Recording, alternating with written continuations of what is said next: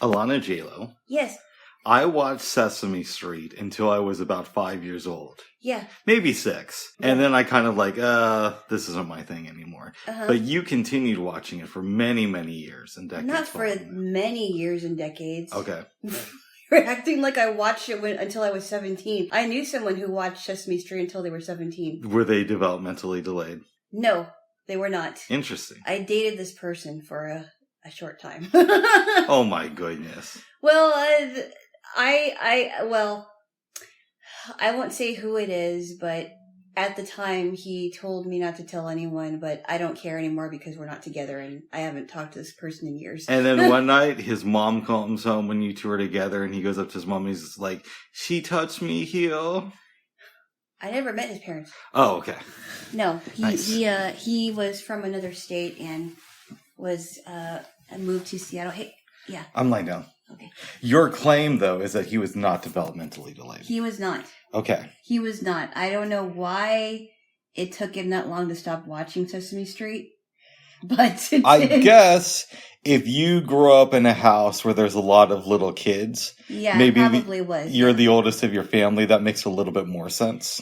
Well, he had, he had younger siblings, and there was his sister was closer in age to him than his other sisters, but there were times where I watched kids shows with my cousins because they were much younger than I was. That makes more sense. That makes a lot of sense, right? Yeah, if you're like 17 and you're just like by yourself wanting to watch Sesame Street, that's weird. Yes, but if there's like little kids in the house, I guess I could go for that. Yeah. So I don't know. I never asked him any further because I thought it was weird, but I do have a feeling, babes, that if I had kids, I would be the kind of dad who wouldn't really dumb things down for his kids. Like, I don't think I'd show them South Park when they were 5, but I think I would show them something more mature than Sesame Street. Like Nova? Yeah, Nova's great. Nova? I've seen maybe a couple of episodes of Nova, but I never got into it. And then there was also a show that I didn't watch. I think it was called Newton's Apple. I heard about that. I don't remember seeing it, though. I think that was also on PBS. Yeah, and then there was another show that I heard advertisements for called Pets with People or something, or Pets and People. Not familiar with that. Yeah, they would show them in the midst of children's broadcasting. You know what else is a fun show for kids that I haven't watched in a long time was Square One TV. It's a show for math. That sounds familiar. Square One TV, yep. Yeah, I used to watch it. I didn't like math, but I used to watch it when I was a kid. I was pretty into math when I was younger. Yeah. I think you would have liked Square One TV. So, if you ever had a kid, would you watch Sesame Street with them, or would you want to go a little bit more adult? Well, explain what you mean by adult, because there are age-appropriate stuff that isn't so adult that they can't watch it. Yeah, we're not going to show these kids Dexter or anything like that. But, I don't know, maybe... I'm not going to show them the boys. No. But, something where you can kind of enjoy it too, instead of... Let's talk about the letters in the alphabet. Well, Sesame Street doesn't just teach you about the letters. It teaches you... It taught kids about working, what do people do in the neighborhood. And then, of course, there's counting and letters. I'd probably show them that if they were toddler age. Okay. Between toddler age and kindergarten.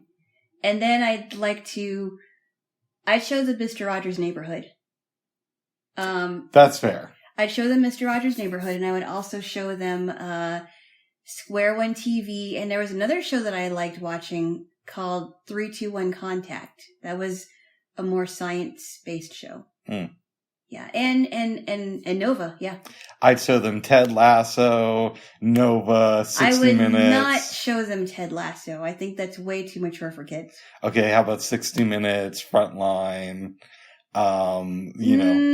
I'd probably start showing that to them when they were between the ages of 9 and 11. I remember, babes. Mm-hmm. There was a time when I was around 9. And my dad didn't always believe in paying rent. Mm-hmm. So we got kicked out of our place and moved in with my aunt and uncle. Mm-hmm. And they had kids, but they were a little bit younger than me. And I remember they used to be so upset because they would want to watch the Brady Bunch, and I'd always flip it to the local news because it would be on at like 5. Oh, geez. Yeah, and my dad even said, come on, we got to, tone it down a little bit. The local news at Yeah. 9, I wasn't interested in watching the local news. I was like, I want to watch my shows. Yeah, that was one of my shows. No, but I mean, I would go to my grandparents' house, and it was like, it was a house for old people. Let's just get that, for the record. Mm-hmm. And I didn't want to watch the local news, and I didn't want to watch soap operas all the time. And I watched some game shows with my grandma because she was at the time she was staying at home and babysitting me and my sisters. But I wanted to watch. I was a Nickelodeon and Disney Channel kid, so I wanted to watch those 2 channels, but I didn't want to watch what my grandparents were watching. Now, my aunts, on the other hand, they would put stuff on for us too, and sometimes they would watch stuff with us too because, they were younger, mm-hmm. and they were not like, old fogies or anything, but they were younger and they were a lot of fun, and we were doing more stuff like going to the park and things like that. But they knew that we liked certain shows. So, they would indulge us a little bit. It wasn't all soap operas and news. Yeah, then maybe watch a couple of shows that they want, but throw in a Disney Channel hour in the mix or whatever it is. Or if we didn't have a Disney Channel, it was Nickelodeon. Mm. Yeah. Or something like a family thing on ABC or whatever. One of the reasons, the many ones, that I don't want to have kids is I always imagine you have to do like boring stuff like that. Like watch these little kid TV shows, and I don't know. That stuff doesn't seem like, as an adult, it seems like it's a big pass. I think that parents either do that because they want their kids to watch something fun, and there are parents that will not let. I knew a couple that wouldn't let their kids watch Scooby-Doo. But that's because they're like ultra religious, right? I never said anything about that. Were they? Bubs, it doesn't matter. Okay, go ahead. Yes, they were, but it doesn't matter. Oh, what's up for it? That's why they didn't let their kids watch that stuff. No. They didn't let their kids watch Scooby-Doo because they didn't think it was educational enough. So what did their kids watch? Actually, I don't know because I didn't go to their house that often. I don't know what they watched, to be honest. They were very young at the time. I do not know what they watched. But 700 Club. No. Okay. What? What about me? I don't know what I'm going to do with you sometimes. Oh, what ifs. That's probably what they let their kids watch. Jim Baker's still alive. Is he really? I think so. Wow. Yeah. I remember seeing a clip of Tammy Faye Baker on Larry King Live, and she was 65. She was dealing with cancer, and it was literally the night before she died. Really? Yes, it was. Okay. I don't remember. I only saw a clip of it. I didn't see the episode, but I remember hearing her story, and she died the day after she was on Larry King Live, or either after she was on Larry King Live or after it aired. I think it was the day after she was on it. So yeah, she was very sick. Oh, I gotta watch that. Maybe we'll make some popcorn later. Bub, what? That's not nice. But she did screw people out of a lot of money. Didn't they build like a fake park or something? Like a theme park? It wasn't really her. It was Jim Baker, I think. Wasn't she married to him, and didn't she kind of push that narrative? She was married to him, but she divorced him after he found out that, he was having an affair with Jessica Hahn. After she discovered that. After Tammy Faye discovered that he was cheating, she divorced him, is what you're telling me. Yes. So, did he remain religious or what? Yes. Was he still on TBN? I don't know. I don't remember. I heard that she would dress like very interesting. She would have a lot of makeup. Yeah, I remember hearing that. I heard that her dress, like the way that she put herself together, was kind of over the top. Mm-hmm. And I forgot what else she did. she ended up marrying somebody whose last name was Mesner. I remember that. It was Jay Mesner. But the weird thing about that, and I think I mentioned it here, so forgive me if I'm repeating myself. Go ahead. After Tammy Faye dies, her husband... married the friend. The friend, yeah. Which I thought was really odd. I knew that her last name was Mesner, but I wasn't quite sure if she got a divorce from Jim Baker or she was just going under her maiden name or... No. Okay. No, she divorced him. Okay. They got divorced. It's coming back to me now. She didn't really remain a star in the Christian community, though. I think she was, but she was doing her own thing. Was she rich when she died? She must have been. I have no idea. She must have got a lot of money as a settlement. Why do you always keep talking about people's net worth? I'm interested in that stuff, babes. I don't care. I don't really care. I don't. I don't know how much money she had before she died or when she died. I don't really care about that, but I forgot what she did after that, after the PTL club. Have you been keeping up with the stuff that's going on with Jerry Falwell Jr.? No, I have not been, but no, I haven't. But I know that that Liberty University has a new president. I forgot who it was, though. Apparently his wife has come out. I don't know if it's in a court deposition. Yeah. I'm pretty sure it is, but it may have been somewhere else. And she said that she likes making sex tapes with her man and the guy that they brought into the situation. She actually said that? Yep, this was within the last couple of weeks. Why do you care about that stuff? I just find it interesting that it's so hypocritical because they, for so long, tried to sell themselves as good Christians, and now they're doing this kind of stuff. I mean, yes, it is hypocritical, but it makes me angry, but it also makes me sad that people in the Christian community, like Jerry Falwell Jr., who had a very well-known dad, does that kind of stuff. It's really sad. It's sad, but it also makes me angry because, he was the president of Liberty University, and that just proves that we all are very flawed people, and he does have his issues, and so does his wife. So let's talk about homophobia for a minute. Okay. Now, Jerry Falwell Sr. was homophobic. And was he? Yes, he was. How do you know that? I think he said that gay people were going to hell, something to that effect. I didn't follow the man all the time, but I remember there's this big thing in the news around 1999 because Jerry Falwell had come out and said that the Teletubbies were gay. Now, going back to the kid shows, I've never watched the Teletubbies. So I watched it because I watched a little bit of it because my niece used to watch it when I was little. Mm-hmm. And I never heard the whole Jerry Falwell Sr. say that, but I think it's ridiculous. One of the Teletubbies, his name was Tinky Winky, had a purse. And he carried a purse around. That doesn't mean that he was a gay Teletubby, and who really cares? I don't care.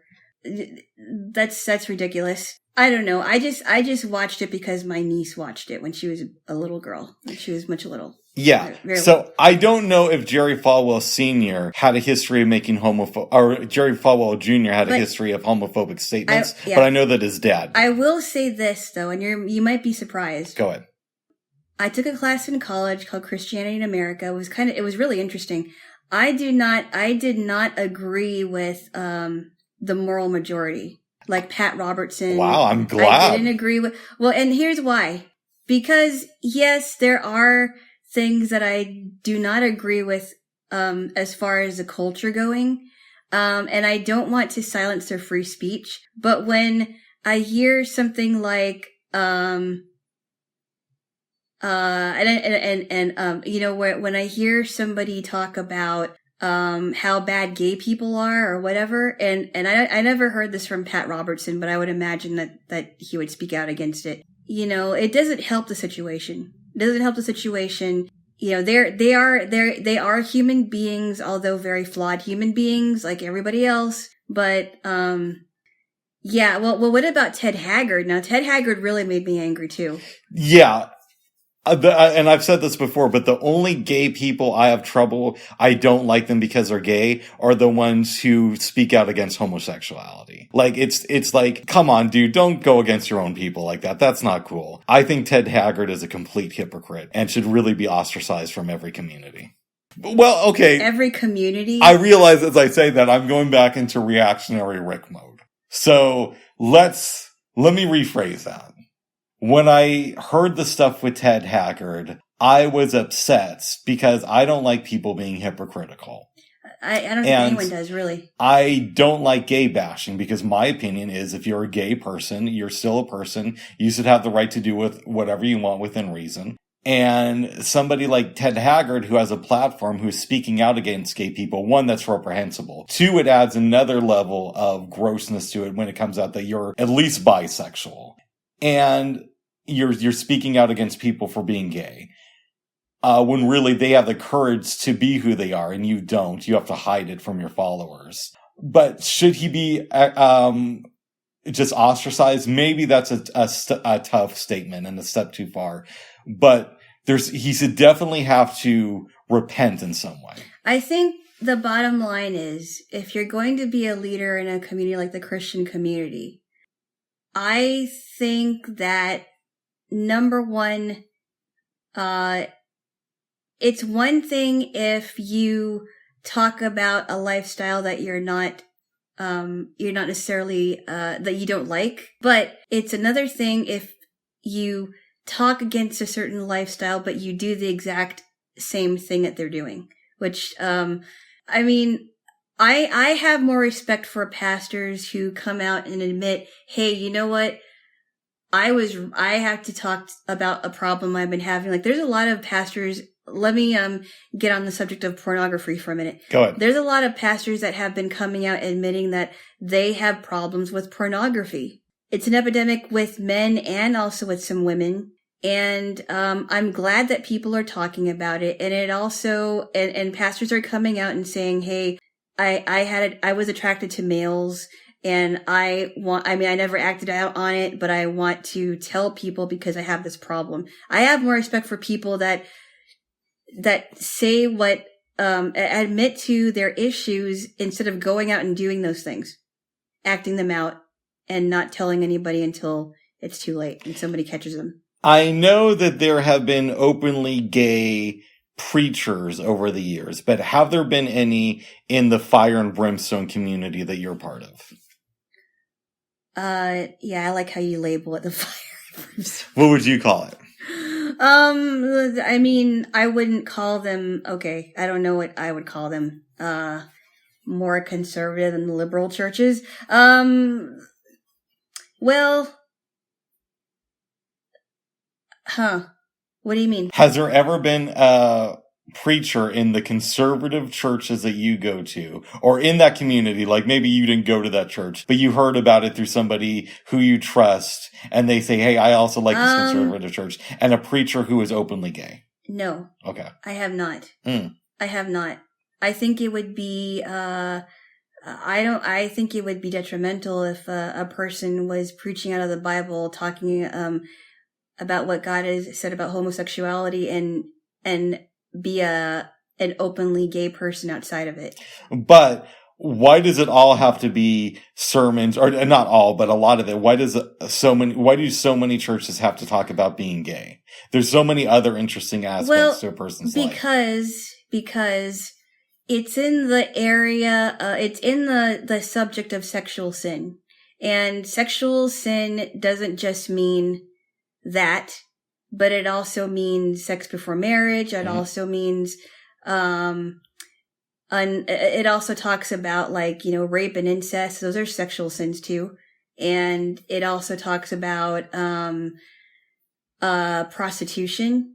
I mean, it's within the subject of sexual sin. So that is also included. Okay, but maybe you have a conservative church with a gay preacher who, like, once in a while he'll talk about sexual sin and he'll, like, say, rush over the gay part. By the way, this part of the Bible says it's not cool to be gay, but I disagree with that, and moving on.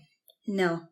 Wow, that's not cool with you. No, it isn't. Okay. I think that if a person's going to talk about that and preach about that, it would be very hypocritical if they were openly gay. They should not be a part of the clergy. Let me give you a would you rather. I don't like those questions. Okay, humor me for a second, babes. Would you rather go to a church that has a preacher who is great on every level, except you disagree with the fact that he is gay and he doesn't hide it, or go to a church with a really great preacher who doesn't hide the fact that sometimes he'll go to prostitutes? I have no idea how to answer that question. You know what I think? I think it would be very hypocritical to go to any of those churches, to be honest with you. But don't people... here's something that we massively disagree on. I don't think there's anything wrong with being gay, so I don't see it as a sin.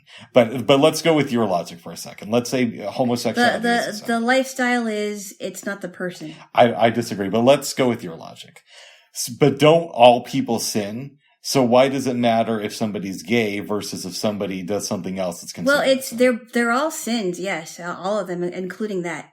But the fact of the matter is, when it affects family, procreation, that's when I have a real problem with it. And it's not because I don't like gay people, and it isn't because, I mean, I'm not a homophobic person, as I've told you. It doesn't bother me. But when someone's going to, I just have a real problem when family and marriage is threatened. I think that's where culture has gotten kind of mixed in with faith. Like when I told you about the equality ride, people, I thought, okay, I'm gonna be upset, but at least I'm gonna be educated. What I hated, I mean, it wasn't the people I hated, but what they did was they took scripture and they twisted it around to make it sound like, oh, well, I can be a Christian and I can be gay at the same time. And I don't think that there's any, I don't think you can have one foot in the door and one foot out the door. It just doesn't make any sense to me. Don't you think that there's a lot of people, gay or straight, who twist scripture around to feed their own, It depends on what it is. Okay. It depends on what it is. There are people that for sure, whether they're homosexual or not, that will twist scripture around to make them sound better than, or to make their point come across when it wasn't actually what the scripture is talking about. I'm curious about something. Yeah. I've known gay people, some of whom are, very flamboyant, some of whom are very open about it, and some people, they're not closed off to talking about it. Yeah. But, the fact that they're gay is, the least interesting part of their personality. And it's the fact that they don't focus on it a lot, and it's not because they're denying who they are, it's just because there's so many more interesting aspects about them, right? And so what I want to know from you, let's say you met a Christian who's openly gay, doesn't talk about it that much, and it has to do more with there's other interesting things about this person. Mm-hmm. And they go to church, they go to the same type of church you go to, they're a Donald Trump supporter, they're very conservative, but... Why does the Trump supporter thing have to... I don't understand what... Well, you have told me that you couldn't trust a preacher if they weren't a Trump supporter. I never said that. Oh, you didn't say that? No. I thought you did. I may have made that up. All right, stop. Okay, hold on. No, hold on. We got to get an answer to my question, babes. Yeah, I take it. Give me a kiss. No. Yeah, that is it. Give me a kiss. And then we're going to get to my question. Okay, here's my question. Oh, my goodness. You go to a conservative church. You meet somebody who's super cool. You know they're gay, but they don't talk about it all the time. Mm-hmm. And they're not going there and saying that homosexuality is something that they're going to give up. It's just part of their personality. Could you be friends with that person? Yes, I would. I would pray for them and I would be friends with them. I would disagree with what they were doing, but I wouldn't I wouldn't rebuke them in front of the church. Okay. That's very, it doesn't help anything. I would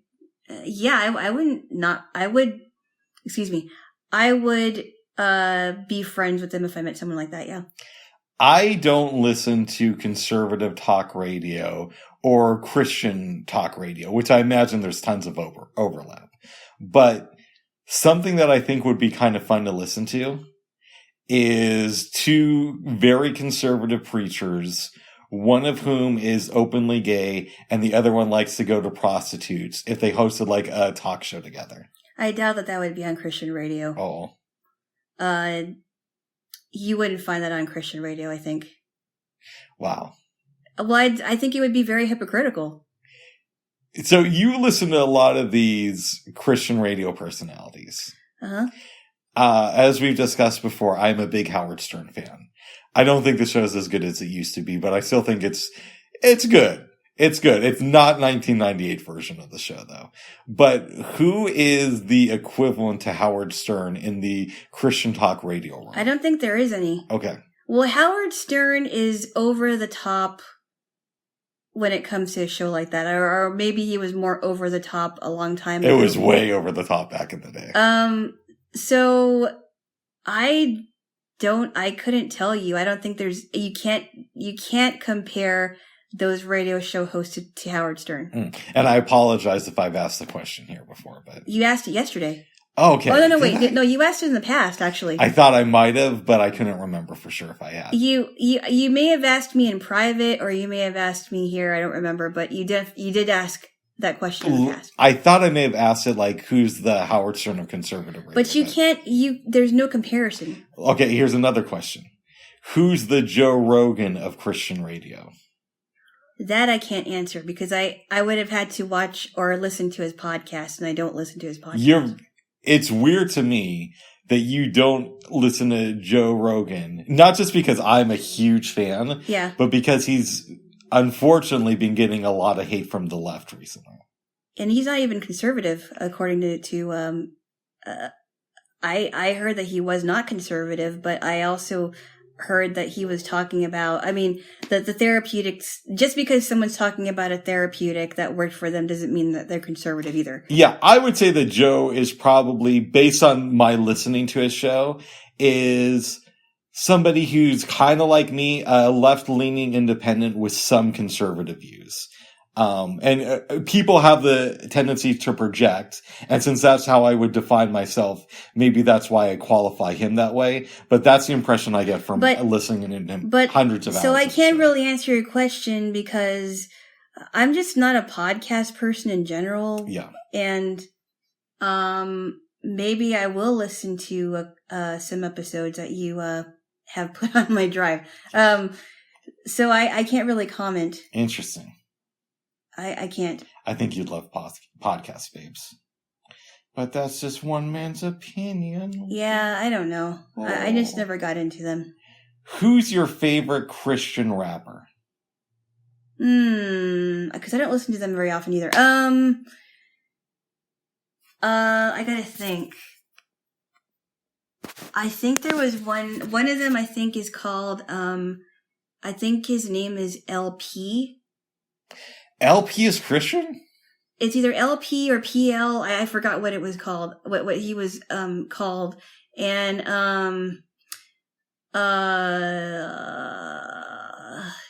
there's another one there was another one that I heard a clip of, but I need to find more of his stuff. His name is Bryson Gray. I think he just started, like, he's a new, up and coming rapper. And I heard of another one named Shai Lin. That's a guy. I've heard of Shai Lin. Shai Lin is another one that I don't know much about, but I heard he was good. And then there was another one called, there's another rapper named Lecrae. I've heard a lot of good things about Lecrae. Yeah, Lecrae, I heard some things from him too, and it's good. And there was another one, he wrote a song. Actually, he wrote a song for Eminem, and I think it was called. It was an answer to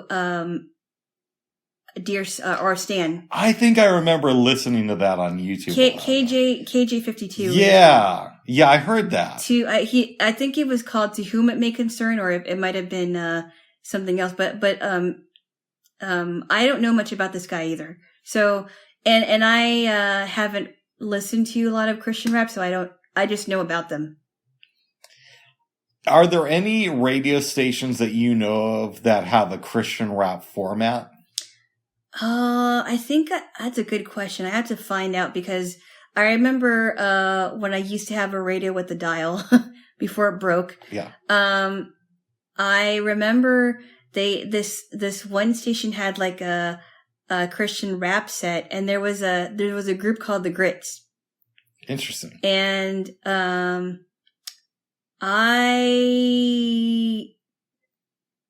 don't know, actually.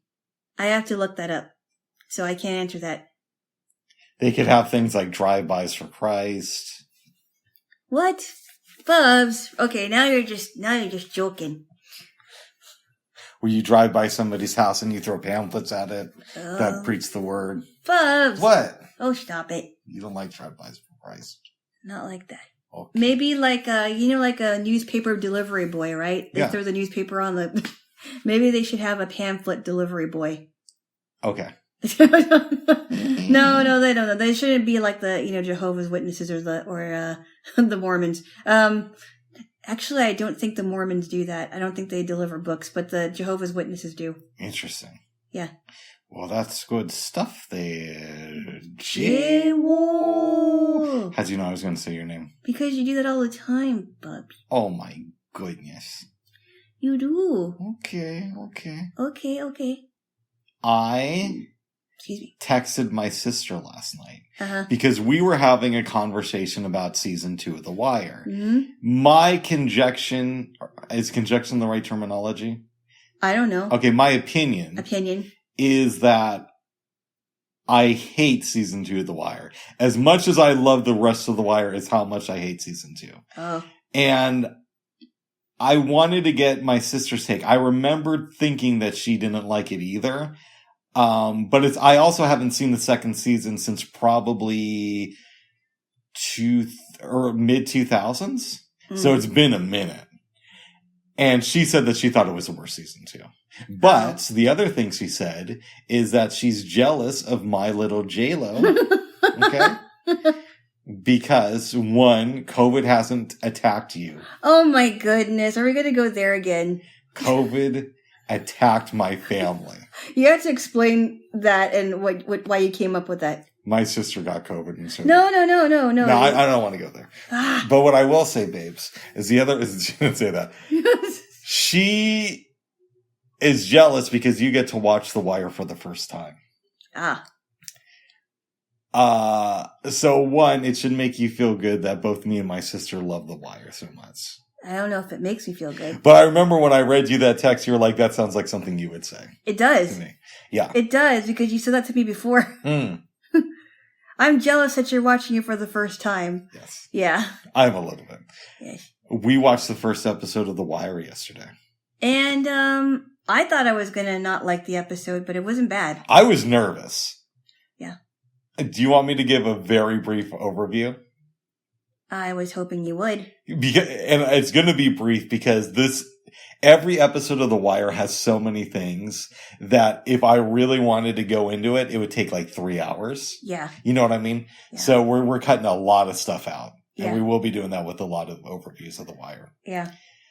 Jimmy McNulty, who is a detective in Baltimore, goes into a courtroom where D'Angelo Barksdale is on trial for murder. Yeah. Murder, yeah. He killed somebody in the towers. Yep. And they have 2 witnesses, a man and a woman. The man identifies Dee in the courtroom. Then the woman comes to the stand. The security guard. I think she was a receptionist. The receptionist. But she worked as a security guard. Okay, for some reason I thought she was a receptionist, but... No, she was a security guard. See, there's so many details, it's easy to miss stuff like that. Yeah. Anyways, prosecutor has gone over it with the woman. She's supposed to identify D'Angelo. She doesn't. She says it was somebody who looked like him. And Stringer Bell is looking at the woman on the stand. Yeah. Judge walks. Yeah. Judge doesn't walk out. Yeah. McNulty walks out. Eventually comes back, then talks to the judge later. McNulty and this guy go back.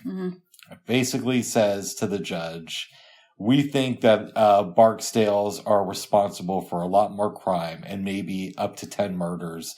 They've been running the towers. The Barksdale crew. Yep. They've been running the towers and the terraces for at least a year. And then he leaves. eventually he gets called in by Rawls, his commanding officer, who's very upset because he got into a meeting with somebody who asked him about all these murder cases and says, all right, McNulty, you're on it. You got to type up a report. While this is going on, Kima, Herc, and Carver get somebody on a gun possession. Mm-hmm. Okay? And Kima's struggling to type up the gun charge. Daniels comes in, and now he's got to face some stuff. Mm-hmm. Do you want to chime in at all? No. Okay. Because there's so much in it. I know, and I know I'm not even getting to half of the stuff too. Yeah. All right. D gets released from prison, goes to Orlando's, which is a strip club, to meet with his cousin Avon and their man Stringer. Yeah. String. And Stringer is the head of that gang, right? Yes and no. He runs it with Avon. Okay. They're partners and they're pretty much lifelong friends. Goes upstairs. D is just happy to be home, but Avon's like, hey, I know you thought it was funny when that lady flipped on the stand, but that costs money. Yeah. And that takes time. And you're going to have to make things right with us. But then he hugs him at the end. Yeah. D goes down. A woman approaches him for drinks. He's kind of a stripper / call girl-ish lady. Yeah, yeah. But he doesn't want anything from her. Right. Yeah. Next day, he's assigned a crew. And we meet Wallace briefly and also Bodie. Things start picking up because of the pressure that McNulty put on the judge. And now everybody's getting into the situation. Daniels is asked by Burrell to start working on this case, but to make it fast. He takes Kima, Carver, and Herc to be part of his team, and he's assigned McNulty and some other people. He thinks that some of the people on his team were kind of like the rejects, and we're going to find out more about that later. Oh. I don't think that we actually see Lester in the first episode. No, we didn't. But yeah, we might have seen him in the background. But Lester is a part of that gang? Lester works with McNulty and Kima to break the case. But at first, they think because he's assigned to the case and he kind of stays in the back, that he's just like one of these detectives who doesn't care about his job. Oh, okay. It takes... I think one of the reasons I identify with Lester is because if you're around him, it takes a minute to realize how talented he is. Like, he doesn't come out and say, I know this, this, and this. You kind of have to, like, give him space, and then you'll see the cool stuff that he does. But in the first couple episodes, he's there working on making these dollhouses. Dollhouses? Yes. And for who? He sells them. Oh, okay. And you think, well, he's not really doing his job. He's just putting in hours to get paid. And then you realize, no, this dude knows what he's doing. Even though he makes dollhouses. Yeah, this is kind of a ruse to make it look like he doesn't do anything. But according to Bunk Moreland, he's real police. So he kind of goes behind the scenes. Like, he acts like he's working behind the scenes, but he really knows what he's doing. He really knows what he's doing. Okay. I know I left a lot out. Yeah. That is a very brief the one thing we should probably say is the dude who testified against D'Angelo in court is found dead at the end of the episode. That's Gant. Yes. Yeah. I don't want to give too many spoilers, but what I will say is D'Angelo did not kill him. Okay. Yeah, and then we found that out. Yeah. Yeah. What's your overall thoughts on this episode? I know you said you liked it, but is there anything else you want to say? I don't think so. It was there were so many twists and turns. Yes. And I noticed right away that who are the good guys and who aren't the good guys in the courtroom or in the courthouse, and who are the good guys and who are the corrupt guys in the precinct. And I told you it's very hard to tell good and bad on the show because you'll have corrupt cops who do the right thing, and you'll have good cops who you like who do the wrong thing. And same with the criminals. You'll have criminals who are cold-blooded killers who will do really good things for people just out of the goodness of their heart, and then they'll turn on you. And then you'll have people who are associated with the killers who are actually good people who end up doing bad things. Like Bubbles. Yeah. Bubbles is great. I think he's top 5 in most people's favorite characters from the show. Oh, Bubbles. Okay. Yeah, we didn't even talk about. Yeah, we didn't talk about Bubbles and Johnny. Yes, Johnny tried to give Wallace some Monopoly money. He got away with it at first, but when he comes back a day or two later, he was beat up and goes to the hospital. Bubs goes down there and calls your girl Kima. Bubs. I know, that's my name from Jaylo. One of them. Yes. I was laughing. I'm like, oh, she called him Bubs. Yeah, they call him that a lot through the show. I thought maybe he started calling me that because he thought at one point I was married to the needle. No, it's short for Bubba. Okay. Not Bubbles. So far in the show. Yeah. What characters, if any, stand out to you? I'm not sure. This is kind of like, college orientation. Yes. I'm just learning who they are, what they do, what hats they put on. That's all. It's just like college orientation to me. That's fair. Mm-hmm.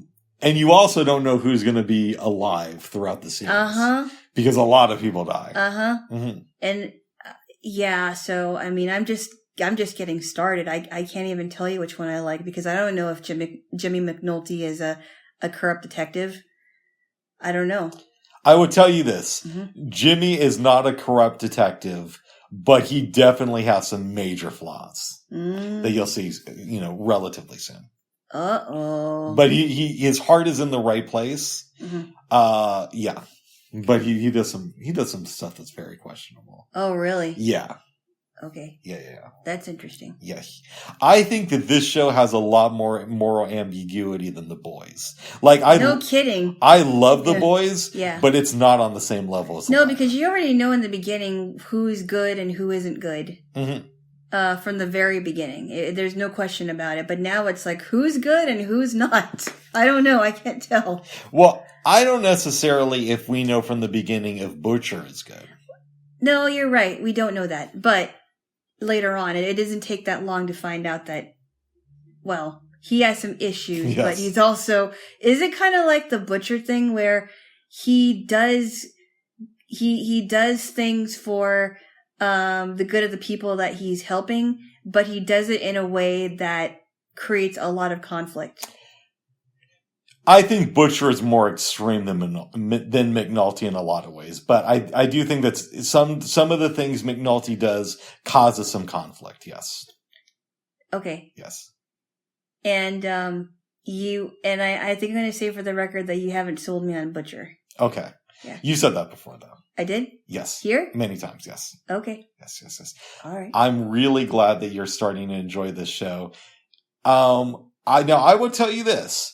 I'm usually the fan of sit down, watch 10 episodes of a row of something, right? In a row. I can't do that. Right. And that's what I did when I first started watching The Wire. Yeah.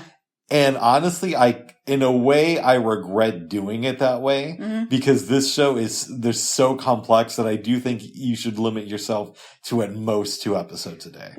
So when did you start actually watching The Wire? It's complicated. I started watching episodes in 2003. Mm-hmm. This was like a year after the first season came out and in the build up to the second season. But then I kind of stopped. And I didn't see the entire first season. I only saw a couple episodes, but I remember really liking it. And I started talking to people about it. And then in 2007, between season 4 and season 5, I went on a website, downloaded the first 4 seasons, and binged it all.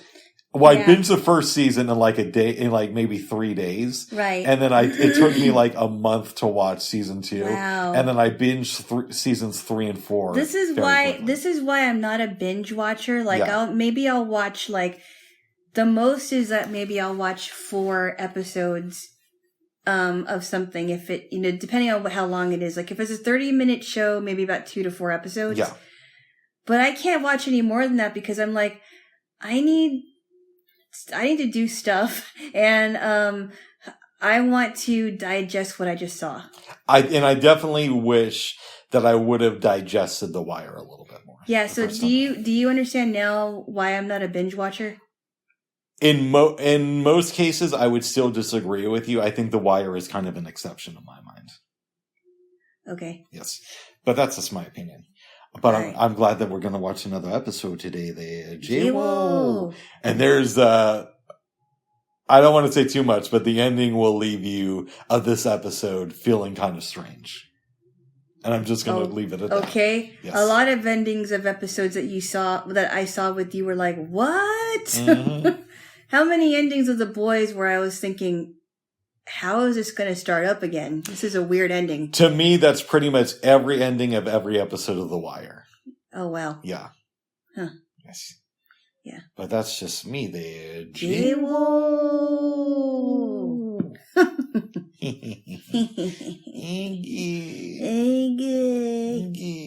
Okay. We took a 2-hour nap the other day. Well, technically, I had an hour and a half nap. I know I did. I was tired. Mm-hmm. I was really tired. My phone went off. I was exhausted. But I must have needed it. Because I took advantage of that. Nice. And so what did we? And that was of course before we watched the episode of The Wire. Yeah. And then after that, we made our veggie casserole that we like making so much. That's pretty good. It was. I have to say, Bubs, I think this was probably one of the best casseroles we've made. Nice. Veggie casseroles. It was on point for sure. Yeah.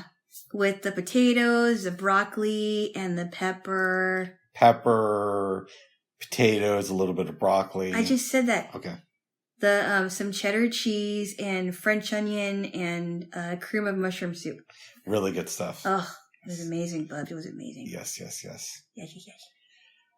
You know, babes, as a blind person, I'm so glad my mom let me come over here today. And I'm not sure how I'm going to get home. I don't have any skills, and my grandfather is waiting there. This is a good segue into the movie segment of our episode. We started off with a patch of blue, and I got to say something. Yeah. Hartman, I forget the name of the actress. Elizabeth Hartman apparently committed suicide years after making this movie. 1987. Yeah. Why are we starting with that? Well, I thought it was an interesting fact. Yeah. And I kind of am surprised that her character didn't kill herself. Like, I know. Her character in this movie reminds me of a girl who had a thing for me. And probably still does. Well, we know she still does because Alana kind of knows this girl. And every time Alana sees her, the girl brings me up. All the time. Yeah. If it's not in the middle, if it's not in the beginning of the conversation, it's somewhere in the conversation before the meal is over. Let's just say I'm her Sidney Poitier, except I have no interest. Sidney Poitier was at least, he was somewhat interested. He was somewhat, that's what I said. Yeah, I don't have any. Well, that's what I said. He was somewhat interested, but yeah, and well, shall I give a brief overview of this movie? Hit it. Okay. So we are shown an apartment which houses Selena, Darcy, and we don't know who these two people are that she lives with yet. It's a man that she calls Old Pa, and a woman that she calls Roseanne. And it's implied in the very beginning, we pretty much know that she's in charge of cooking supper for the three of them, I'm guessing. Which I thought was kind of interesting, Considering that she's not supposed to be able to do much. Yeah, she cooks supper and she does work by stringing beads, and I guess she gives the beads to her mother. So I guess they make money off of her beads or whatever. I'm guessing she makes jewelry? That's my assumption. I think she actually gives the beads to this one guy who comes over. Mr. Faber. Yeah. Oh, okay. She really? Okay. That's I could be wrong on that. This movie makes you ask some questions. Okay, so I don't know where the beads go, but that's her work. And so what she likes to do is she likes to go to the park and be out of the house. And who wouldn't want to be out of that house? Because both the mom and the, I guess I gave it away. That's okay. So Roseanne is her mother and Old Pa is her grandpa. And both her mother and grandfather are abusive drunks. But the ma seems worse.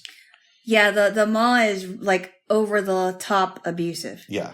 She every time she addresses her, she calls her a dumbbell or whatever. I would never say this. Yeah. But let's just say that Alana may have used the C word last time. No, you did. Okay.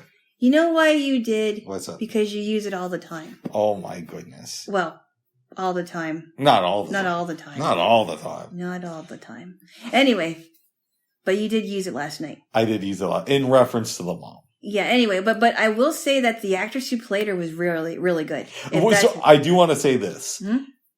I have some major issues with this movie, but the acting, I thought that everybody did a really good job. Yes. Yeah. So anyway, this poor girl, Selena, I think she might be in her early 20s. That's the impression I got. She goes to the park. Her grandpa leaves her at the park. She loses her beads. Sidney Poitier, who plays Gordon Ralph, sees them and helps her put the beads away. And he's only with her for a while, and then he has to leave because he has other things to do. And he has to go back to his office. Mm-hmm. She's left there until really late at night, like probably like close to midnight. Something like that. And the grandpa comes by drunk. Like, you shouldn't, be picking somebody up when you're drunk. I'm guessing he either drove or he walked there. I don't know. This was also the 60s. It was more acceptable, but still not completely cool. No. Yeah. I think they didn't know exactly the dangers of drunk driving yet. But anyway, so she would go home back to a very ungrateful mother, and then there was her friend Sadie that was really rude and got Roseanne's friends. Roseanne's friend Sadie, who didn't acknowledge. She acknowledged Selena, but she didn't like the fact that Selena acknowledged her mother, which was super weird. It was weird. Anyway, so Selena has been going to the park. She's been really getting to know Gordon. His brother Mark notices Selena and doesn't understand why Gordon is hanging out with this girl. Mm-hmm. And he basically tells Gordon in no uncertain terms, you can't be hanging out with a girl like that. She's blind. It wouldn't look good. And they get into a little bit of an argument. Now, I'm going to say something unpopular. Okay. I think one of the reasons Mark also doesn't like it is because she's white and right, exactly. Gordon is black. She's a blind white girl, and he is a sighted black man. I have to agree with Mark. Now, the race thing only because it was the 1960s and that could have gotten Sidney Poitier in some trouble. Uh-huh. But the blind thing, it's not like she's a blind girl who's like super confident. Hey, I'm a blind chick and I just climbed Mount Everest, right? Yeah. She's a blind girl who's like, I stay in my bedroom and I'm abused and I don't know how to really do much. She's one of those. Yeah. And so yeah. I like Sidney Poitier. I think he's great in this movie and I like that he helped out. But if we're being honest, if I was in that situation, I'd probably be Mark and not Gordon. Okay, that's fair. Mm-hmm. And I think now that you said that, I would agree to some extent. Yeah.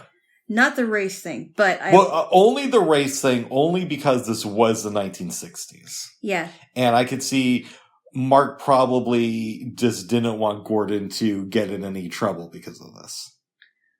He didn't want, and he also didn't want him to get too attached to this girl too. Yeah.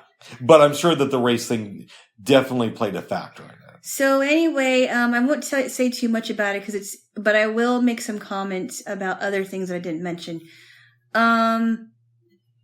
Eventually the grandpa and the mom find out who Gordon Ralph is. The mom tries to take her away from Gordon when actually Gordon was trying to get her into a blind school. Yes.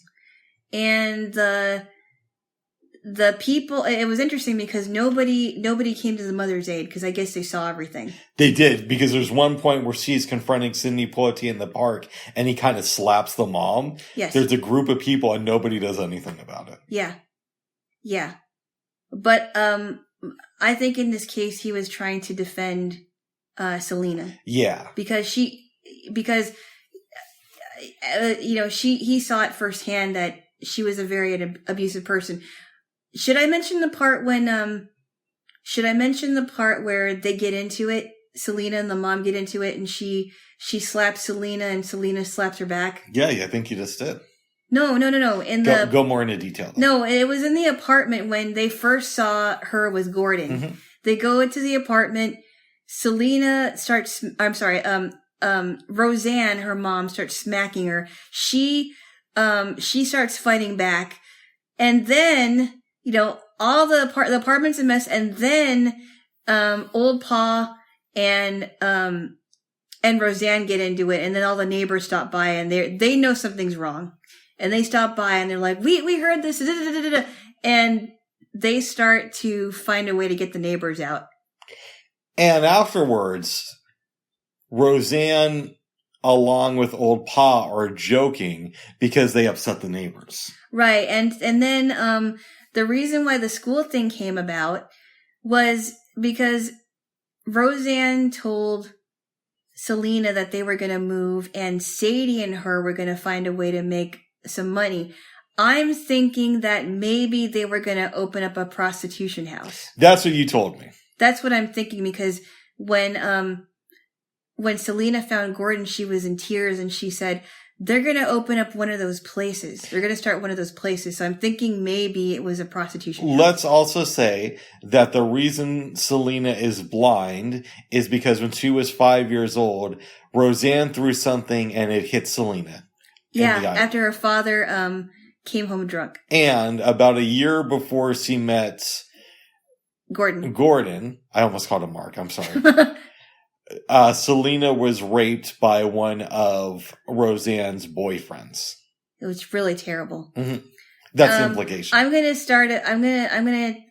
So I think, at the end of the movie, the ending is when the bus comes to Gordon's place. The people on from the bus comes to Gordon's place. From the blind school. From the blind school comes to Gordon's place and picks up Selena, and she forgets her music box. That Gordon had given her, which originally belonged to his grandmother. Yes. Now,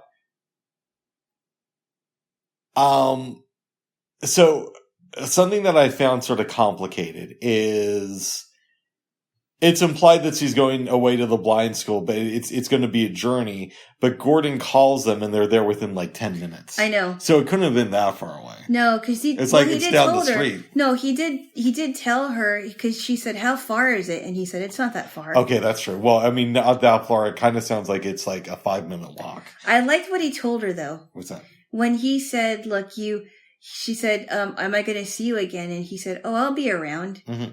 And she said, "Yeah, but," and she asked him about marriage, and he said, "You're going to meet a bunch of different people, and you're going to think of things differently, and you're going to know whether or not it's going to be about marriage." I said to you that it would be interesting to see a remake of the movie if it was like an over-the-top comedy about how bad Selena's life really is. Yeah, I mean, she really was a helpless girl. I Yes. mean, she didn't know that she was, it seemed like it was the first time she was in an elevator, and it also seemed like it was the first time she walked in a carpeted hall of an apartment building. And it also seemed like it was the first time that she ever felt an air conditioning. But also, she casually mentions to Gordon that she was raped the year before by one of her mom's boyfriends. Yeah, because, I mean, she wasn't crying. She said, "Oh, yeah, I was experienced." And I'm like, that's not an experience I want to talk about. No. I'd be that would be very hard for me to talk about. And I would be very trepidatious. If they remade this movie as a comedy, would you want to watch it? That would be interesting. Mm-hmm. That would be interesting. I guess it could call it a patch of laughter. I don't know. A patch of blue comedy style. I don't know. No, I think maybe the mom and the grandpa would have made good comedic storylines, I suppose.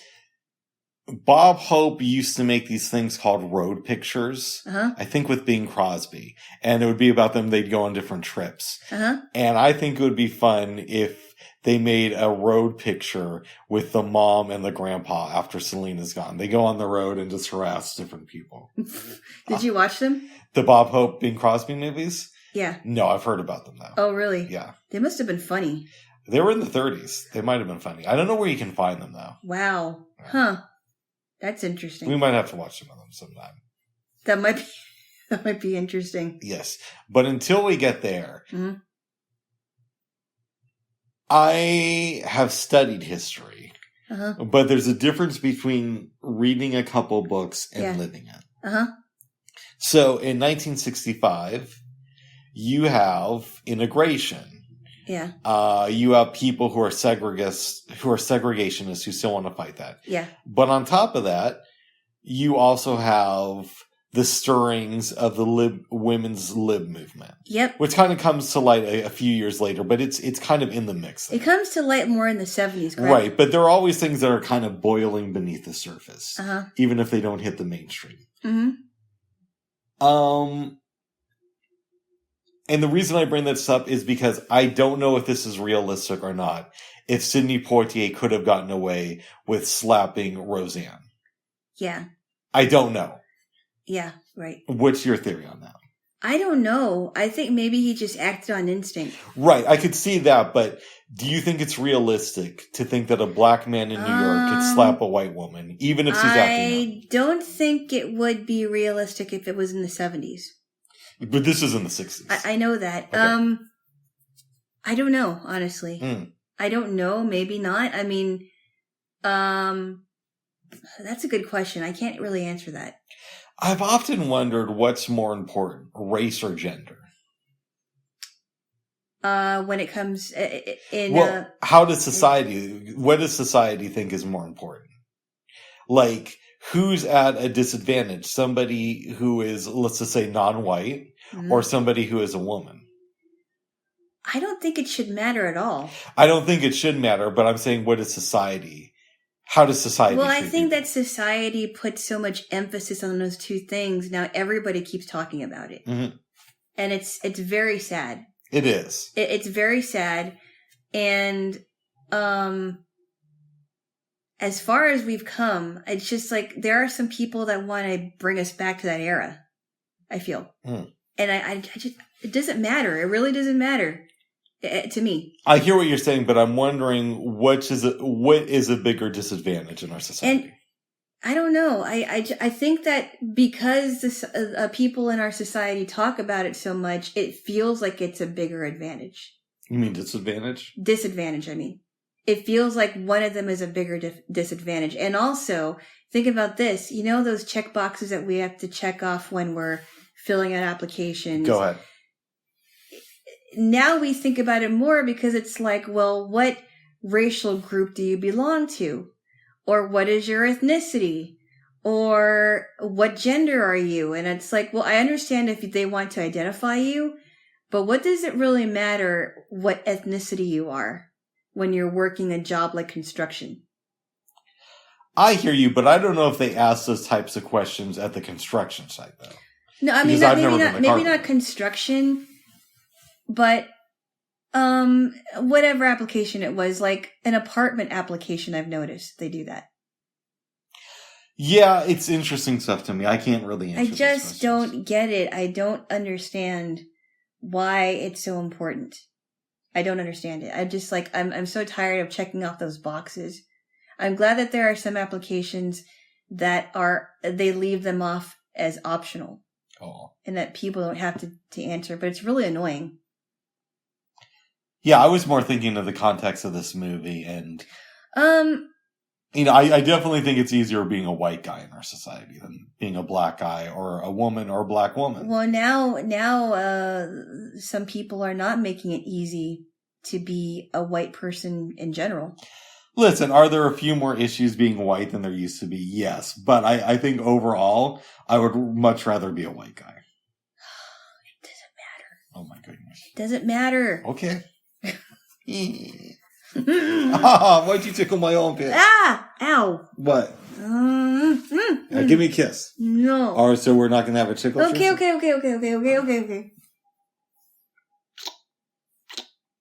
You be good or no present tomorrow. Oh, well, I'm the never not good boy, babes. And we've already set this up. People have talked about this movie to me. Really? Over the years. My mom liked it, but my mom also liked Lilies of the Field, and we saw how well that turned out. Lilies of the Field, the only problem I really had with it was it just felt like half of a movie. By the way, after watching this movie, you see what I'm talking about Sidney Poitier's singing voice being dubbed in Lilies of the Field. Now I know what you're talking about, but I do think that he actually sang in this movie. I do too. He had a very nice voice, actually. Yeah. Yeah.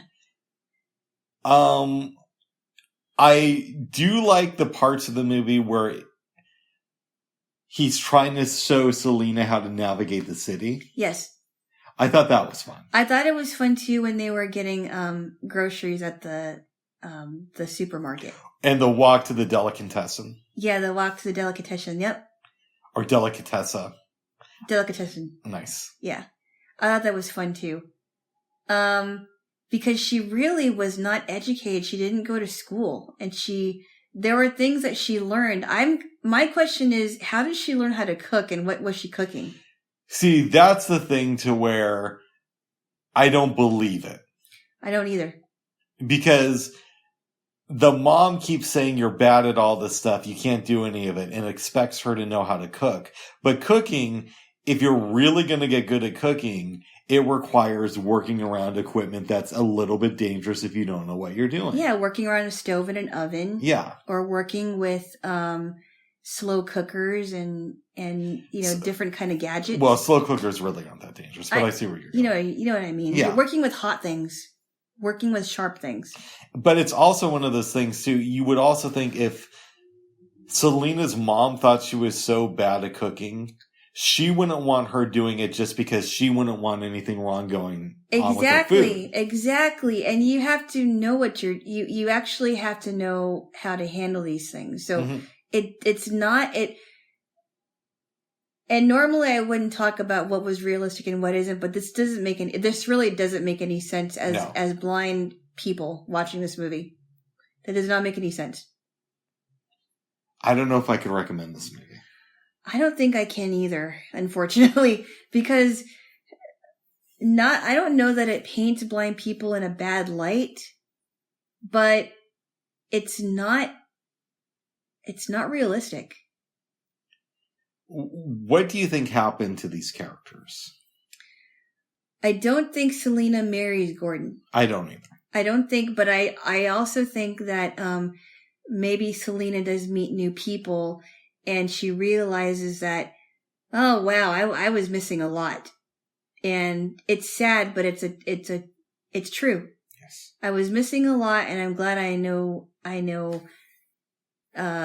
these people and I would understand why she would be afraid of being around strangers because she's always been with her grandpa and her mom, it sounds like. Not getting out and venturing. Yeah, and the people who have been around her mom haven't exactly been the kindest. No, but I think that this was the best thing for her. And I think that in some ways, Gordon did love her enough to say, I know what would be best for you, and your grandpa and your mom does not know. You have to move out of their house.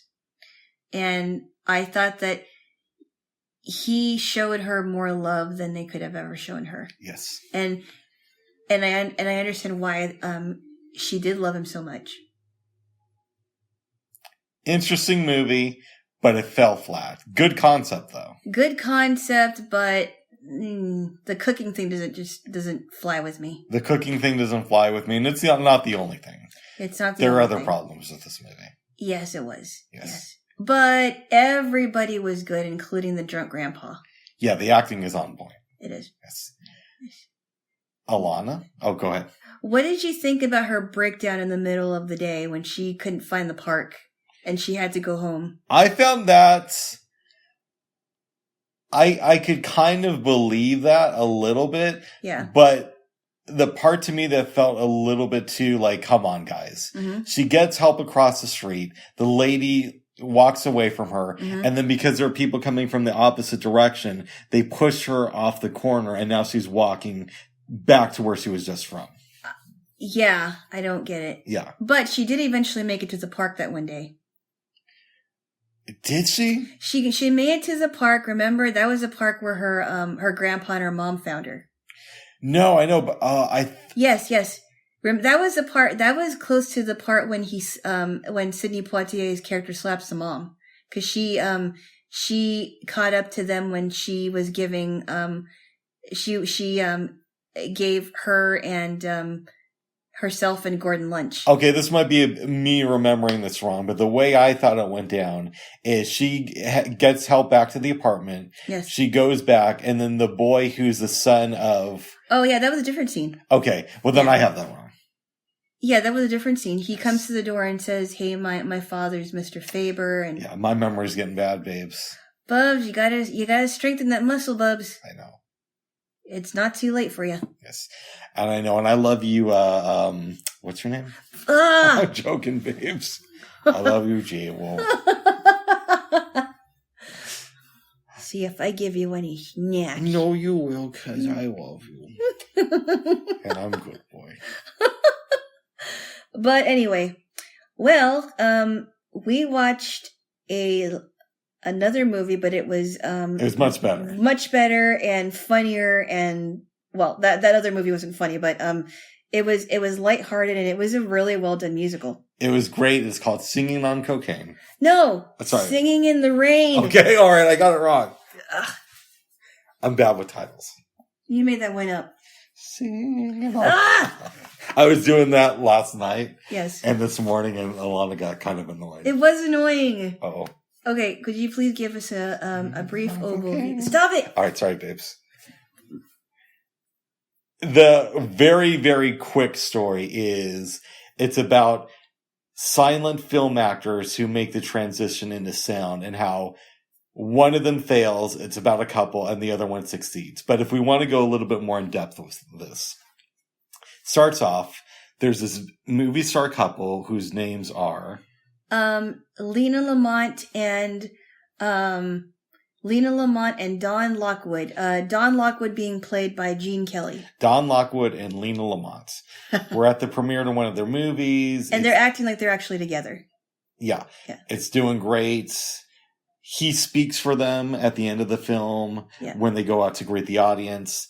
And Don Lockwood is being chased. He jumps over a couple cars and a bus, I think, and lands in the car of Debbie Reynolds, who plays... Kathy Selden, who is a real actor. She likes to do stage stuff. She's not into these silent films. If you've seen one, you've seen them all. Yeah. He gets a little bit offended, leaves her, yeah, eventually ends up at a party where there's a cake, and somebody jumps out. Well, she gets offended, but she realizes who that person is, yeah. Well, she gets offended, and so does he. Yeah. He goes to a party, she jumps out of the cake.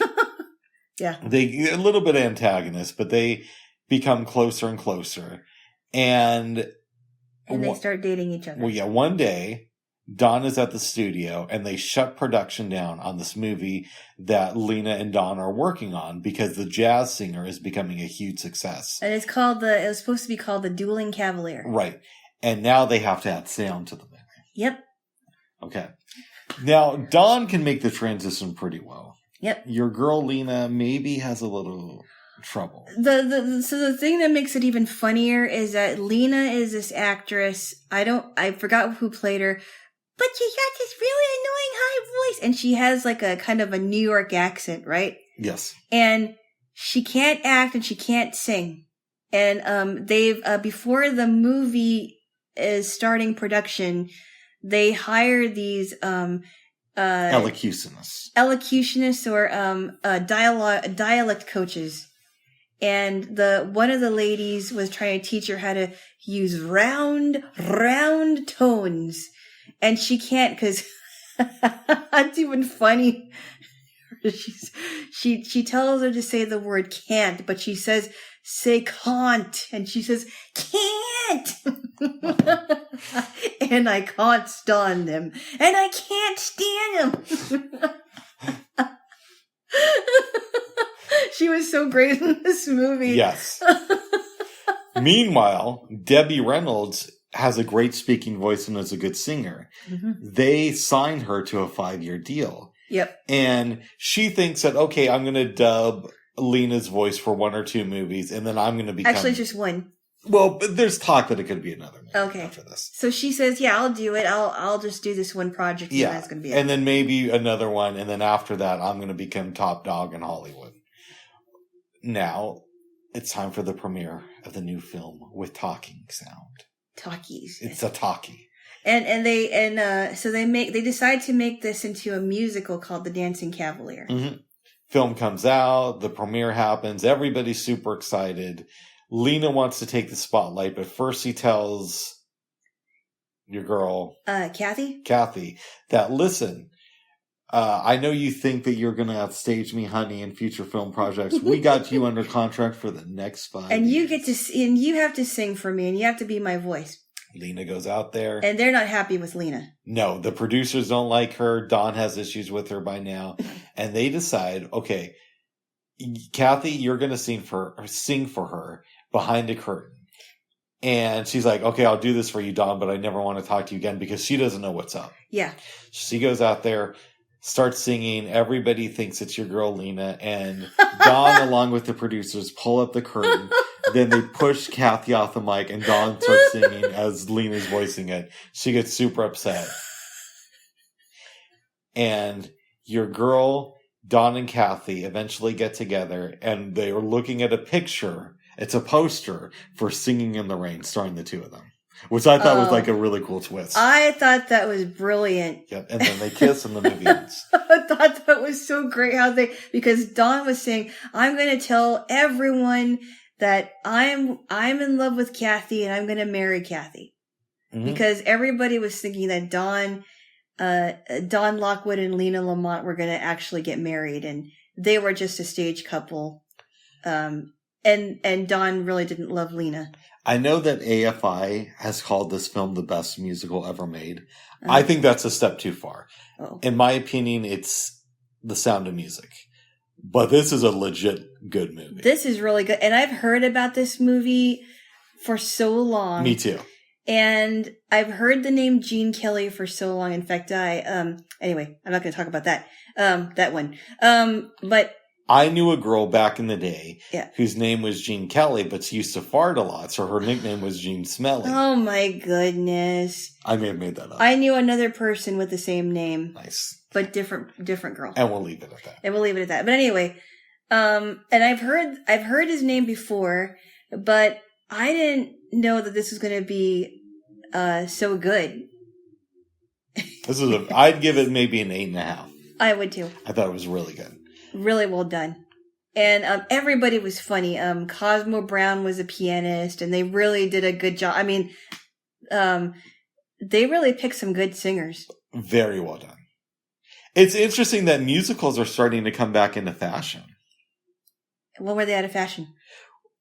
I mean, I don't know. Did you see a lot of musicals in the 2010s? I'm sure there were. I don't know. I can't think of any at the moment. But I would think that the height of musicals would probably be the 50s to like the mid 60s. And then they never really went away, but they made them a lot less frequently after that. And then kind of like in the late 90s, early 2000s with Moulin Rouge, Chicago, and maybe a couple others. They were back in fashion for a minute. Les Miserables. Yeah. But I'd say from like 2005 until maybe 2019, while there may have been a few, they weren't happening as much. And now with Hamilton, with maybe it says Lin-Manuel Miranda. How do you pronounce it? Lin-Manuel Miranda. Maybe it says he's in fashion, so it seems like musicals are in vogue again. Because did he make another one? Well, he did. He made Tick Tick Boom.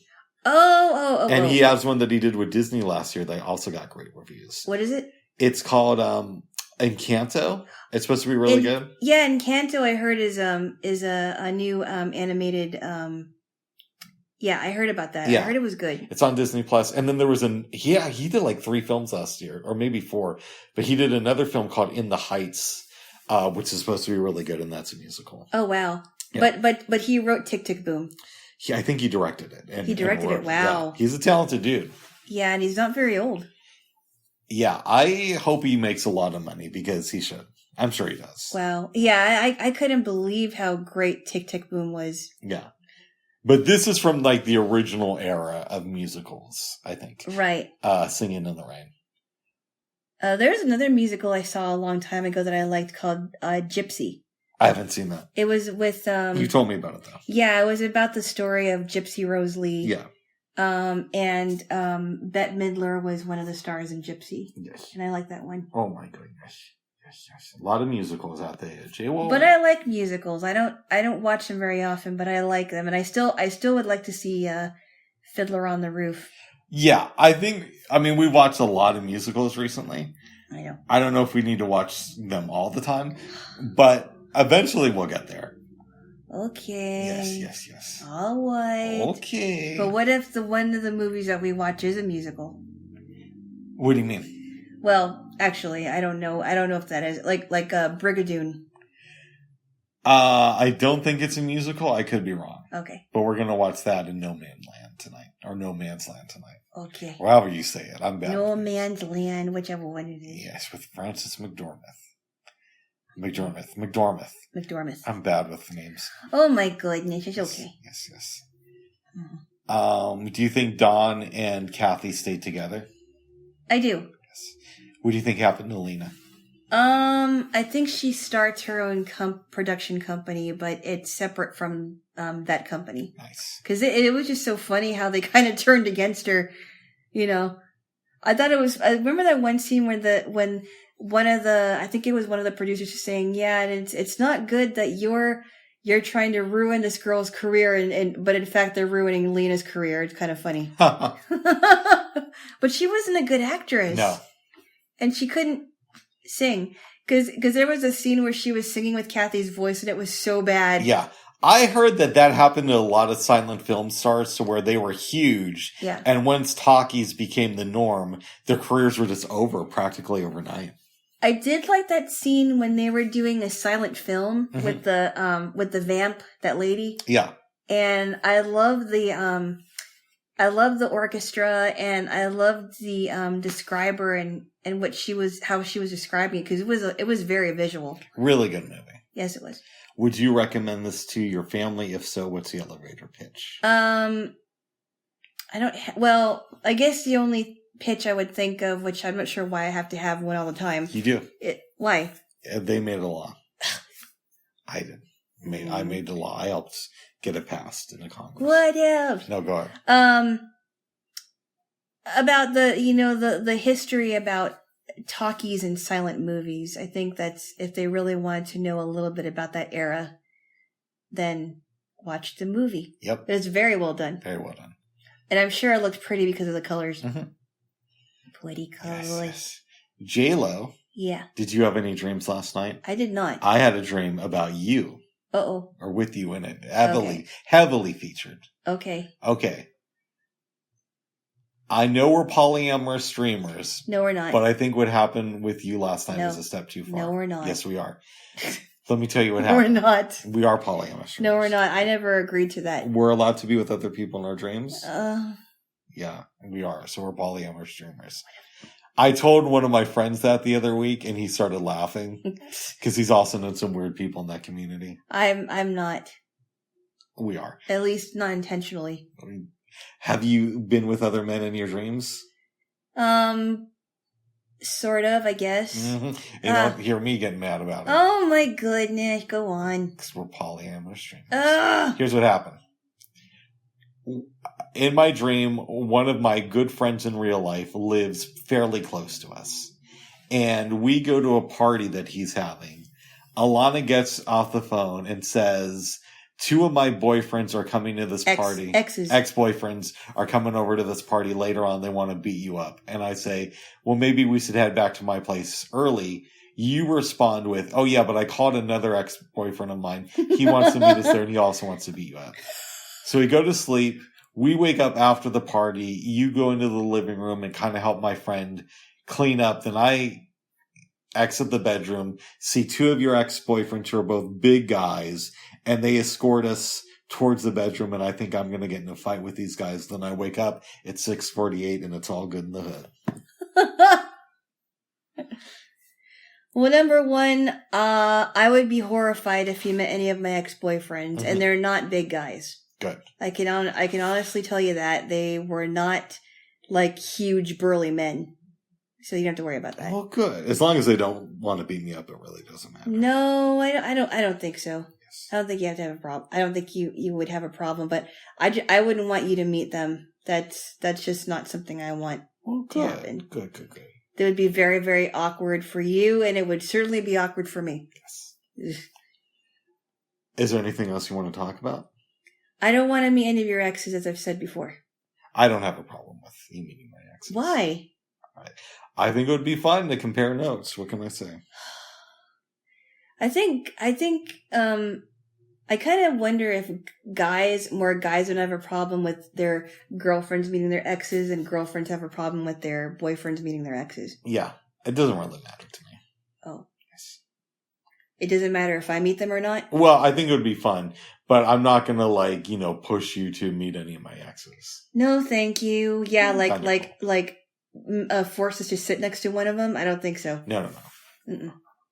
I don't think so. Yes. Babes, you didn't have any dreams last night? I did not. So, is there anything else you want to talk about? No. All right, give me a kiss. I'll wipe this up. Stop it! Sorry, babes, I didn't know. The real one now. Okay, the real one. All right. That's it for now. Bye-bye. Bye-bye.